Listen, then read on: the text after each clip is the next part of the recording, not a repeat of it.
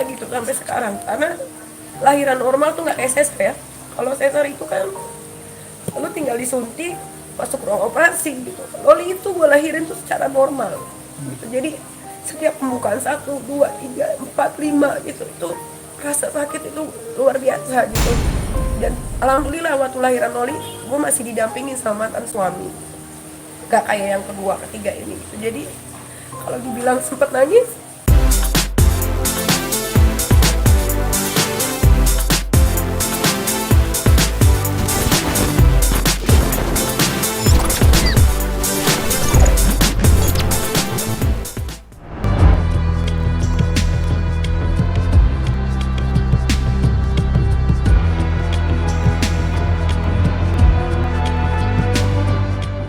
Laura Meziani atau akrab dipanggil dengan Loli, beberapa waktu lalu sempat menggemparkan para netizen dengan mengunggah curhatan mengenai ibundanya Nikita Mirzani di media sosialnya.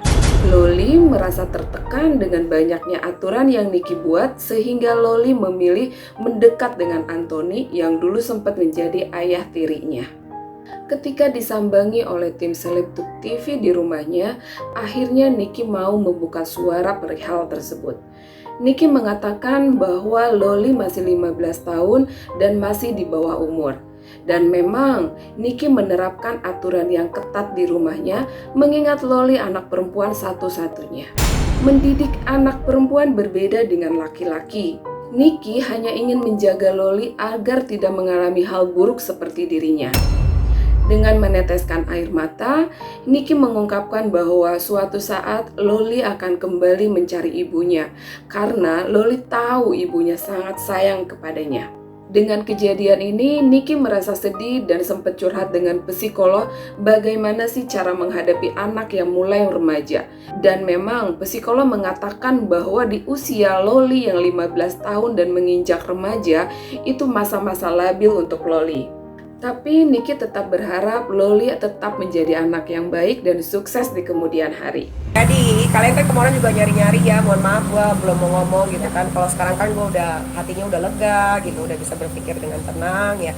Kalau menurut gue, anak gue yang ini, yang perempuan ini, dia tuh berontak sama dirinya karena dia dapat perlakuan yang berbeda dengan adiknya. Kenapa gue membedakan Loli dengan adik-adiknya? Pertama, adiknya laki-laki, Loli adalah perempuan. Anak gue yang pertama ini memang pengennya tuh bebas seperti anak-anak pada umumnya gitu kan. Maksudnya anak-anak pada umumnya tuh kayak dia lihat temen-temennya kalau pergi kemana nggak harus diantar sama pembantu atau suster gitu kan. Nah, karena gue punya anak satu sematawayang perempuan dan sudah mens alias haid, itu kan berarti dia sudah bisa mengandung seorang anak. Dia bisa mengandung janin di dalam perutnya. Nah, punya anak perempuan dengan punya anak laki-laki itu kekhawatirannya tuh beda banget ya kan. Gue waktu anak gue pertama kali dapat mens aja, itu gue bawa ke rumah sakit waktu itu ke Brawijaya. Gue antara itu dia mens atau dia kenapa-napa, ternyata itu pas dicek sama dokter ternyata itu mens hari pertama gitu kan. Oke, lega gitu. Nah, dari situ karena gue tahu pergaulan di Jakarta ini seheboh apa, seburuk apa, sebobrok apa gitu kan. Jadi anak itu memang buat treat itu ketat sekali gitu. Kayak dia mau pacaran sama anaknya Mami Ola ya, kalau Mami Ola nonton juga mungkin boleh tanya ke Mami Ola. Itu pasti ada suster yang ikut satu gitu. Nah, dia itu tidak mau gitu. Jadi ya gue tuh selalu bilang sama anak gue, kalau kamu mau bebas, kamu mau begini, kamu mau begitu gitu ya, tunggu kamu cukup umurnya. Kalau kamu udah cukup umurnya, let's say 20 tahun, kamu sudah bisa mencari uang sendiri, kamu punya kehidupan sendiri, ya terserah kamu mau ngapain aja. Sebagai orang tua, Mimi cuma bisa mensupport aja. Kalau memang Mimi bisa bantu, ya Mimi akan bantu. Tapi kalau tidak, ya Mimi akan bilang tidak. Karena 20 tahun itu adalah umur dimana orang itu sudah dewasa dan sudah mengerti akan apa sih dunia ini, apa sih konsekuensinya kalau kita pacaran terlalu bebas, apa sih yang gini-gini gitu loh. Nah, dia tuh kebanyakan, ya mungkin salah di gue juga karena gue pernah menyekolahkan dia di international school, terus di pesantren, di mana gitu kan. Jadi dia lihat beberapa anak yang dibiarin aja sama orang tuanya gitu. Karena kalau gue tuh nggak bisa gitu. nggak mau anak gue tuh terjadi apa-apa. Gue nauzubillah min dzalik ya coy ya, gue itu tidak pernah hamil di luar nikah. Di keluarga Nikita Mirzani itu tidak ada satu orang pun perempuan yang hamil di luar nikah. Di keluarga Nikita Mirzani itu tidak ada satu orang pun perempuan yang hamil di luar nikah, apalagi hilang perawannya pas masih muda. Tidak, gue aja yang kata netizen gue orangnya nakal lah, berarukan lah, bebas. Tapi saat gue kehilangan perawan gue itu adalah ketika gue menikah dengan mantan suami yang pertama gitu. Jadi itu gue menjunjung tinggi banget karena mungkin gue Padang plus Betawi kali ya. Jadi emang buat keluarga kita kehormatan perempuan itu adalah nomor satu. Ketika lu sudah menikah nanti lu bercerai, lu mau berarukan, itu udah terserah lu, kan dosa udah lu yang nanggung nih, ya kan gitu. Tapi ketika tahu akhirnya kakak meluapkan semua unek-unek yang di sosial media, enggak semua, maksudnya gini ya, ada yang benar dan ada yang terserah dia ngomong apa gitu. Nggak tahu, mungkin dia mungkin gini, di rumah ini banyak sekali peraturan yang harus dijalani ya. Contohnya tidur jam 9, nonton TV tidak boleh setiap hari gitu kan, hanya belajar karena memang dia kan masih di bawah umur. Loli kan 15 tahun, dia masih sekolah ya. Anak sekolah tuh kewajibannya apa? Ya belajar gitu kan.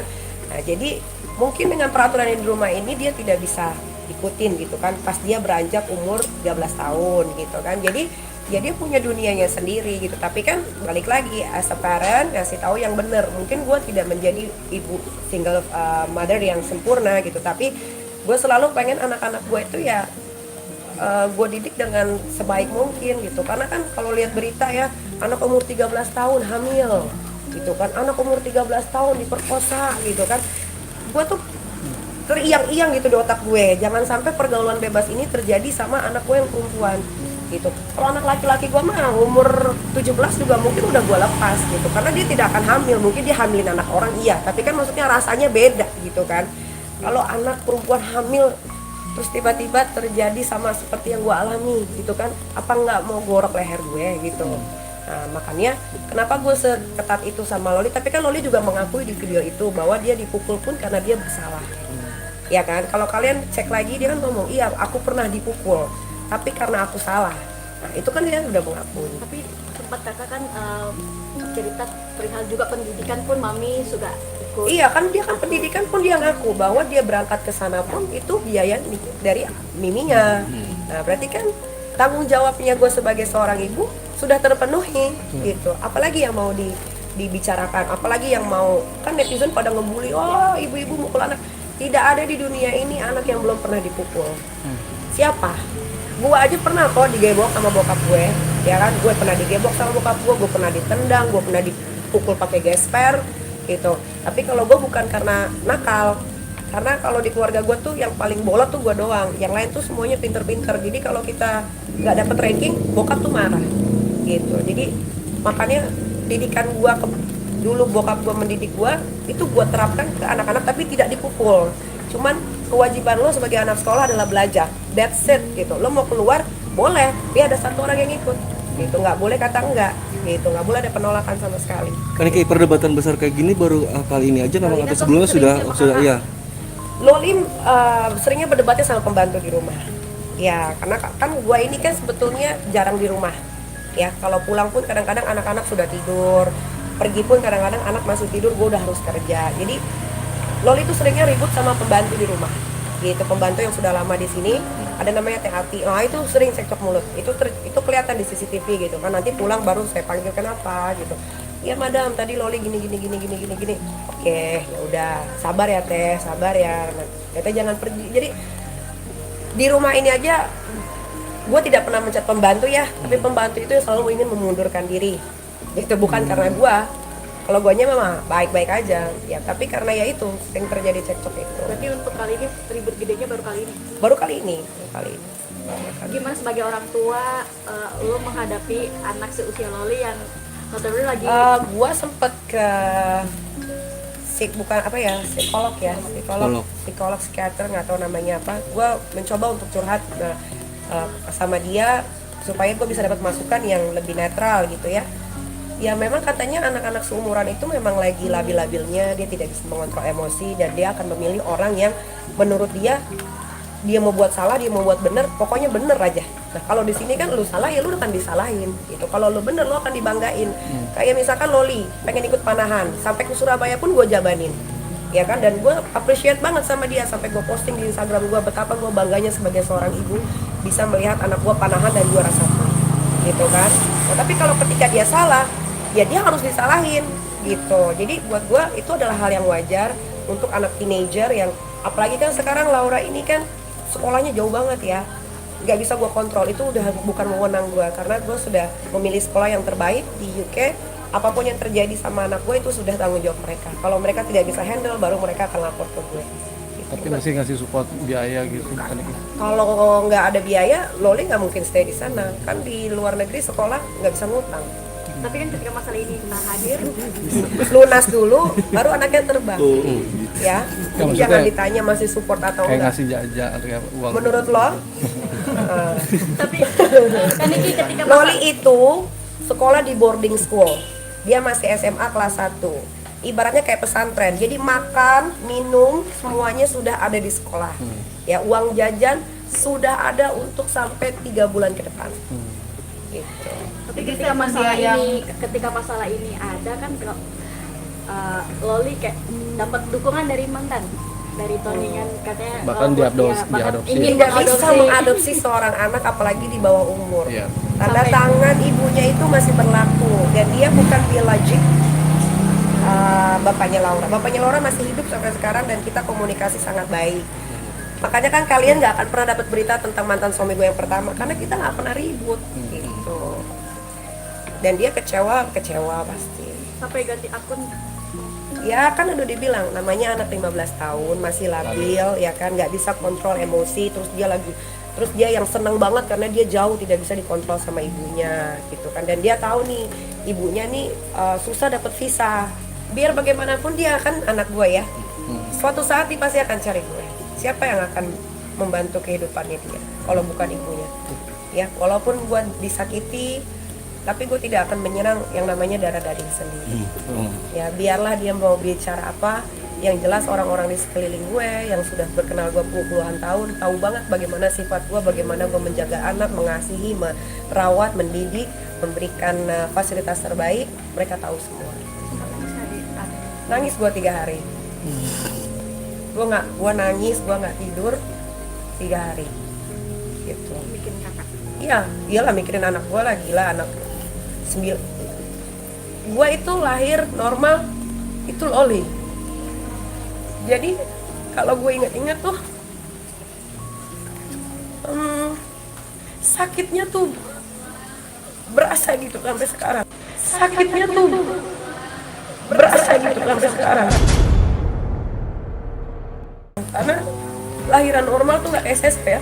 Kalau sesar itu kan lu tinggal disuntik, masuk ruang operasi gitu. Loli itu gue lahirin tuh secara normal gitu. Jadi setiap pembukaan 1, 2, 3, 4, 5 gitu tuh rasa sakit itu luar biasa gitu. Dan alhamdulillah waktu lahiran Loli gue masih didampingin sama mantan suami, gak kayak yang kedua ketiga ini gitu. Jadi kalau dibilang sempet nangis, dibilang sempet nangis. Sampai sekarang pun kalau gue mikirin itu, gue kayak apa ya kekurangan gue gitu, apa ya dosa gue gitu, kok anakku gitu ya gitu. Tapi ya itulah namanya hidup ya, kan nggak pernah tahu depannya kayak gimana. Tapi gimana pun anak gue, ya dia tetap anak gue gitu. Suatu saat dia pasti akan cari gue gitu, karena sebetulnya itu anak tahu seberapa sayangnya dan care-nya. Mungkin karena dikekang jadi berontak gitu kan, gue nggak tahu. Gue cuma pengen menjaga apa yang masih bisa gue jaga gitu. Jangan sampai ya, gue nggak mau anak gue kelak nanti ketika punya suami dapat lakukan hal yang sama seperti ibunya. Gue nggak mau kayak gitu. Makanya setiap dia pacaran atau dia punya pacar gitu, gue tuh selalu pengen, sini mana pacarnya,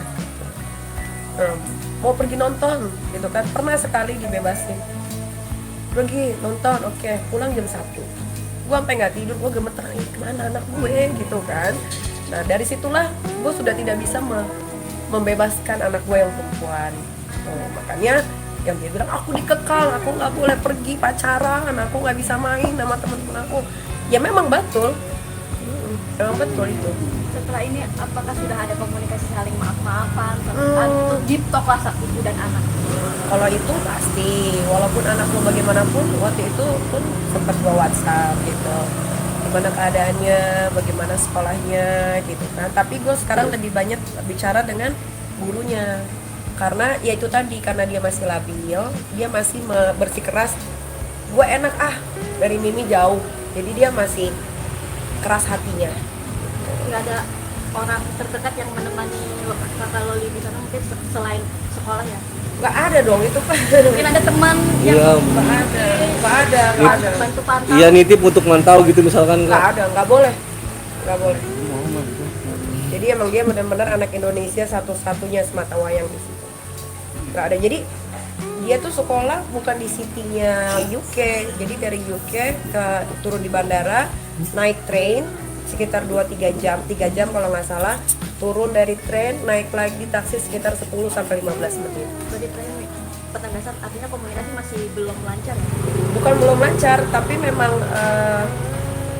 gimana ya tadi gue bilang, itu anak Masih lagi punya seseorang yang apa yang dia lakukan salah dibener-benerin aja gitu. Jadi ya nggak apa-apa, makanya biar aja seiring berjalannya waktu, nanti kan akan ada waktunya dia bakal ngubungin gua sih 24 jam anytime selalu ada. Jangankan sama anak sendiri, sama anak orang aja gue sayangnya kayak apa, kan? itu mau disampaikan buat kakak Loli. Buat kakak Loli kan selalu, gue tuh nggak usah diucapin. Kalau gue lagi WhatsAppan, kalau gue lagi sholat berdoa gitu ya, gue cuma pengen biar dia selalu dalam lindungan Allah, biar dia sekolahnya rajin, bisa membanggakan gitu kan. Karena aku juga gimana ya, seneng lah gitu kalau punya anak yang udah sekolah jauh terus pulang bisa membawa hasil gitu kan. Jadi gue sebagai seorang ibu yang single parent juga kerja walaupun tertatih-tatih ya, kalau hampir mau mati gue kadang-kadang udah lemes tapi tetap harus kerja gitu ya apa ya, ya pokoknya buat kakak Loli sekolah yang rajin di sana, anytime Loli butuh Mimi ada di sini. Aku pokoknya nggak akan pernah kekurangan satu apapun. Terus buat netizen ya, nggak usah kasihanin anak yang berada. Loli itu bukan anak kekurangan, Loli itu bukan anak gembel ya yang harus dikasihanin gitu kan. Kasihaninlah sama anak-anak di pinggir jalan, panti asuhan yang emang bener-bener disia-siain sama orang tuanya gitu. Kalau Loli kan nggak disia-siain. Kalau disia-siain mungkin dia udah jadi anak pangrok di daerah Sleepy ya kan. Gitu. Jadi ya kalau komen juga gue tuh sedih gitu ada judul dari teman-teman wartawan nih, kita ibu yang kejam gitu. Mungkin kalau kejam anak gue udah babak belur kali, dia aja nggak ada bekas-bekas luka sama sekali di badannya gitu kan. Ya itu aja sih. Mungkin tegas kalian harus mungkin tegas Ya kalau marah sama anak yang udah gede, Loli kan teenager, marahnya sama anak yang teenager sama anak kecil kan beda. Nah itu dia nggak bisa beda-bedain gitu.